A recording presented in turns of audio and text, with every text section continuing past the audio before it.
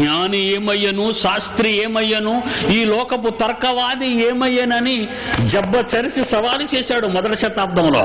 జ్ఞాని ఎక్కడా, శాస్త్రి ఎక్కడా, ఈ లోకపు తర్కవాది ఎక్కడా?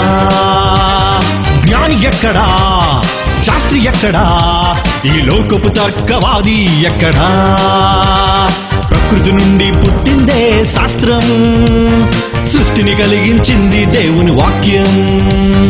ప్రకృతి నుండి పుట్టిందే శాస్త్రం, సృష్టిని కలిగించింది దేవుని వాక్యం. అడిగే వారికి, వెతకే వారికి ప్రకటించేవాడే క్రైస్తవుడే.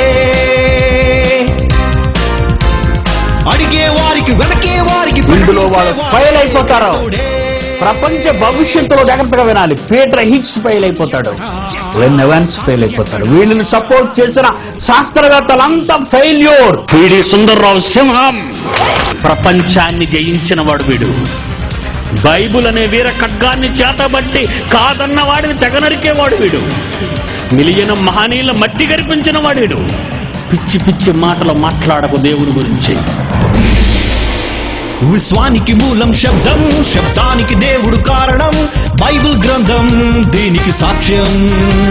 విశ్వానికి మూలం శబ్దం, శబ్దానికి దేవుడు కారణం. బైబిల్ గ్రంథం దీనికి సాక్ష్యం.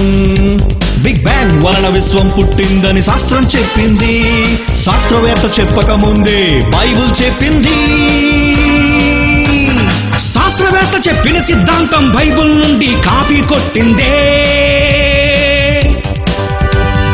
ముద్రణ యంత్రం కనుగొనగానే ముద్రించిన తొలి పుస్తకం అదే బైబిల్.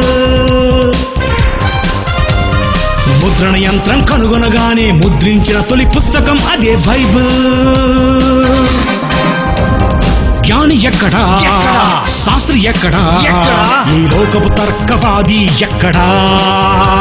మూర్ఖంగా మాట్లాడే ప్రతి వాని నోరు ముయ్యించమన్నాడు దేవుడు. తప్పు జరిగిన నాడు వాడు న్యాయమూర్తి అయినా, ప్రధాన మంత్రి అయినా, ప్రెసిడెంట్ ఆఫ్ ఇండియా అయినా, అగ్రరాజ్యాల నేతలో గ్రేట్ బ్రిటన్ ప్రధాని అయినా, అమెరికా ప్రెసిడెంట్ అయినా ఖబర్దారని చెప్పాలి.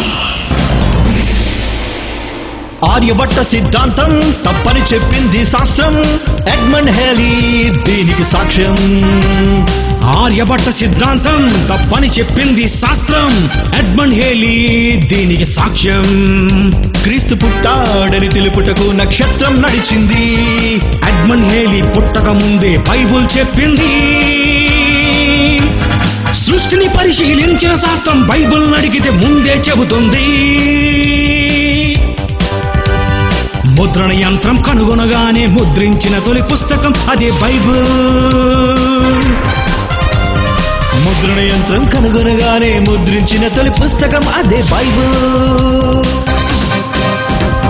జ్ఞాని ఎక్కడా, శాస్త్రి ఎక్కడా, ఈ లోకపు తర్కవాది ఎక్కడా?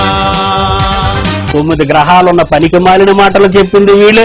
కాదురా బాబు, ఒక గ్రహం లేదని చెప్పింది వీళ్ళే. ఇదొక కొత్త ప్రపంచం, ఇదొక కొత్త విప్లవం. ప్రపంచ శాస్త్రాలకు, ప్రపంచ శాస్త్రవేత్తలకు ఇది గొడ్డలు పెట్టు కావాలి. పిడి సుందర్రావు మాట్లాడే కాలం ఇది.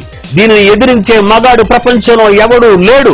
ఒకవేళ ఉంటే తీసుకురండి, రండి, ఎదిరించండి. ఎదిరించే మగాడు లేక బాధపడుతున్నానండి.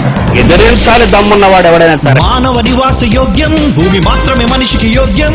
గ్రహాంతర జీవులు లేవని బైబిల్ సాక్ష్యం.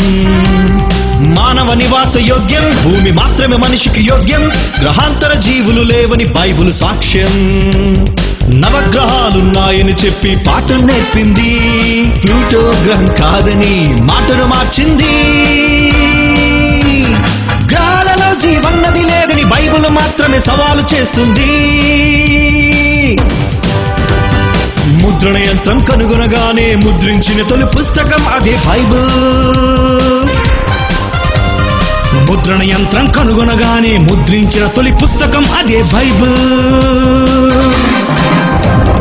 జ్ఞాని ఎక్కడా, శాస్త్రి ఎక్కడా, ఈ లోకపు తర్కవాది ఎక్కడా? ఈ సమాజాన్ని ఎవరండి బాగు చేస్తారు? బాగు చేయటానికే వచ్చాము ఈ సమాజానికి. ప్రపంచానికి పాఠాలు నేర్పించటానికే Bible open university India international పుట్టిందని మరలా మీకు జ్ఞాపకం చేస్తున్నాను.